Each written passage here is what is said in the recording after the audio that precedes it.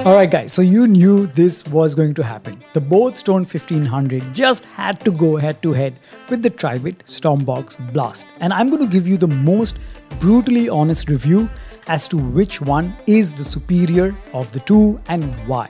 But before we begin, if you enjoy watching these videos that I make and you want me to maintain this level of quality, just smash the like button. It really helps out the channel. Subscribe if you haven't already, it's free. And after watching this video, whichever speaker that you decide to pick up for yourself, my only request is that you use the link of these products given in the description below to make your purchase. It's never going to cost you anything extra, but you guys will be helping me run this channel and I can produce more such high quality and helpful content just for you guys. Alright, so with that said, let's begin the ultimate comparison. Okay, so these two speakers have a lot of similarities as well as differences in terms of features. So I'm not going to waste your time by going over each and every one of them. Rather, the chart you're seeing right now, this basically summarizes what these differences and similarities are. So if you want, you can pause the video and have a good look. Got it? Alright, now with that out of the way, before I give you my verdict of the sound quality, I have to go over the form factor. Now, none of these offer 360-degree sound. They are directional sounding speakers. So for the Boat Stone 1500, it's got its drivers where the Boat logo is in the front here. And for the Tribit Stormbox Blast, everything, the tweeters and the woofers are in the front. So nothing from the back.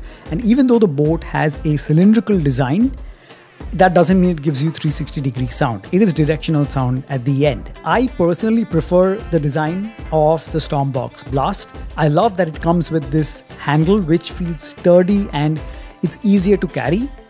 But the downside is the Stormbox Blast is very, very heavy. At 5.5 kilograms, carrying it for just some time in your hand, you're gonna get tired. So in comparison, the 1500 is far lighter, although I do not like this strap. I find straps to be messy and this sound it makes all the time when you're carrying it, I don't like that. But these are petty differences and I'm nitpicking at this point, but a personal opinion, I would prefer the Stormbox Blast in terms of the design. Now in terms of build quality, while both are rugged and majorly made of plastic, the 1500 has got this very nice fabric all around its body which feels very good to the touch and feels premium. Whereas for the Stormbox Blast, you don't have any fabric, but you do have metal grills on the front and the back. Now obviously the metal grill feels much more sturdy and rugged compared to the fabric. Now this will come down to your personal preference. I again prefer the mix of the plastic and the metal grill. I just feel it is going to outlast the Boat Stone 1500 for years to come. So that's just my personal opinion. Okay, so now let's get into the main area, audio quality. Now, I have tested this and you're also going to listen to the sound test at the end of this review where the same tracks will be playing at max volume from both these devices. And now in terms of EQ, well, the Tribit, as I said in my review, has got an X-Bass mode, and if you pair it with the Tribit app, then you have a host of EQ presets and also a customizable EQ that you can do if you're an advanced listener. But right out of the box, it either comes in the default mode or the X-Bass mode, which will boost the bass. Now for the Boat Stone 1500, you again have two EQ modes and that is all. So one is the indoor mode and the outdoor mode.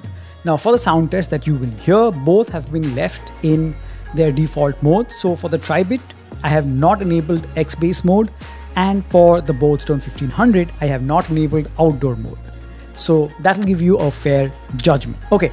Now you guys know that I judge speakers based on how they produce the three major frequencies that make up any sound that you hear. The highs, the mids and the lows. Highs where the really sharp sounding instruments are, mids where the vocals lie, and the lows are the bass which we all love. First, before I delve into the frequencies, in terms of sheer volume, obviously the Stormbox Blast is far louder than the Boat Stone 1500. Now, the Boat Stone 1500 is rated at 40 watts while the Stormbox Blast is rated at 90 watts. So it's almost double the loudness. Now in real life, the loudness is not double, but it is substantially louder. So if volume was a factor, the Stormbox Blast is far superior in terms of volume. Okay, so starting off with the first frequency, which is the higher frequency. Now In the higher frequencies, I have always mentioned in the past that I was a fan of the Boat Stone 1500's rendering of the high frequencies. They were very sharp and with minimal distortion, where every instrument in that higher frequency range was clearly audible. But like I keep saying in my ultimate comparisons, it is only when I compared these two, I found that the Tri-Bit Stormbox Blast, when I heard its high frequencies from the same track, there was a huge difference. It's just so much more rich, so much more fine-tuned, and it's so much more clearer. Now, like I say guys, these differences become clear the more I compare. If I didn't hear the Stormbox Blast, I always maintained that the Boat Stone 1500 was definitely a champ. But now comparing it to the Stormbox Blast, I can see that the Stormbox Blast has got a far superior driver, the tweeters, which really do justice. So the higher frequencies sound much more rich, much better balanced and much more natural, and every instrument in that higher frequency range is far more audible compared to the Boat Stone 1500.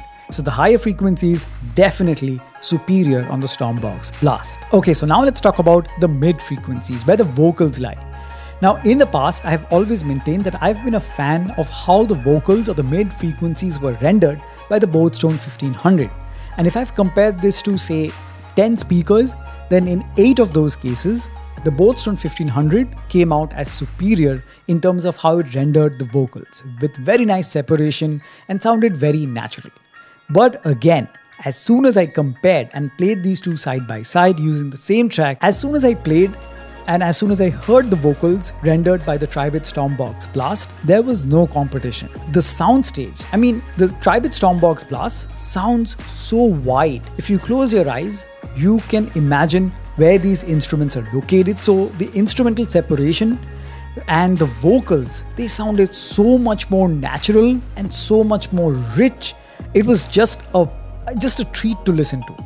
In comparison, the Boat Stone 1500 sounded much more narrow. The soundstage was far narrower compared to the Tri-Bit Stormbox Blast. These differences come out when you compare. In itself, in its own league, the Boat Stone 1500 is still a champ.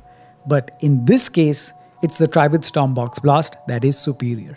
Alright, now let's get into the low frequencies or the bass. I think you get the idea, and judging by the sheer size, the Tri-Bit Stormbox Blast literally destroyed the Boat Stone 1500 when it comes to the bass response.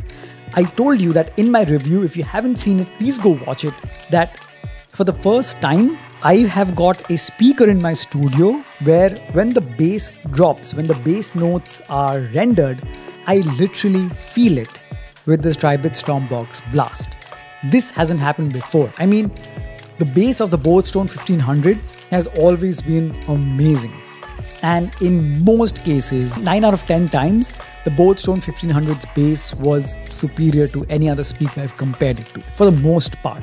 Right now, when I heard these two side by side, it's like the Boat Stone 1500 is like a joke to the Stormbox Blast. The bass rendered by the Stormbox Blast is so much more deep, it's so much more thick, and that thump, oh my god, that thump is just amazing. And I get really excited talking about the bass response because it just makes whatever music you listen to so much more enjoyable.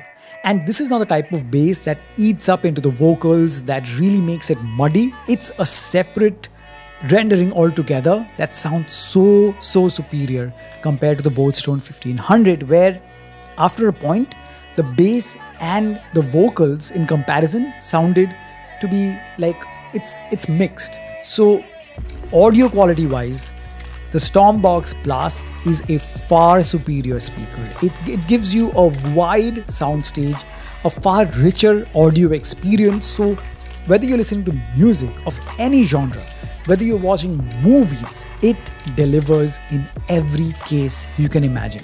Now, I literally feel sad for the Boat Stone 1500 because if you guys have been existing viewers, you know how much I love the Boat Stone 1500. It's literally destroyed every other speaker in most of the comparisons that I've compared it to. It's come out on top, but it's finally met its match. It's just strange to see this much of a stark difference in audio quality and sheer power between these two. Now again, there is a huge difference in price and the availability of these two are pathetic. So most of the time you're not going to get the Boat Stone 1500, it's out of stock, and whenever it comes back in stock, I keep informing you guys it's either available on Flipkart or Unique Factory.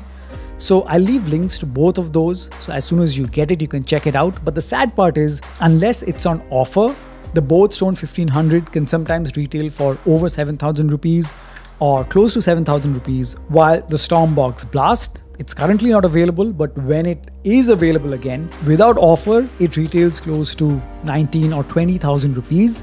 But I bought it when it was on offer for 15,000 rupees. Now you can argue that if you have a budget of 15,000, you can just pick up two Boat Stone 1500s, use true wireless stereo, and get 80 watt of output. And that is actually a very good idea. You can definitely do that. But if you just wanted one speaker and you had the budget, if you ask me which speaker you should pick, you already know I'm gonna say it's the Stormbox Blast. It's not always about sheer output power or loudness, it's about that sheer power coupled with supreme audio quality.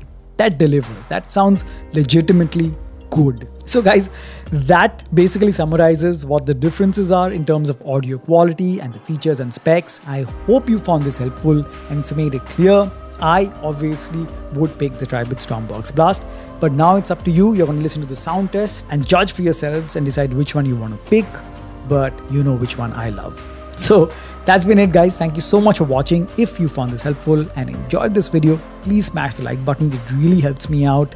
Subscribe to the channel if you haven't already. And like I said, whichever speaker you decide to pick up, provided it's available, just make sure you use the link of these products given in the description below to make your purchase, so that you, as usual, can help me run this channel and keep my level of quality and make more helpful videos for you guys in the future. So thank you so much for watching.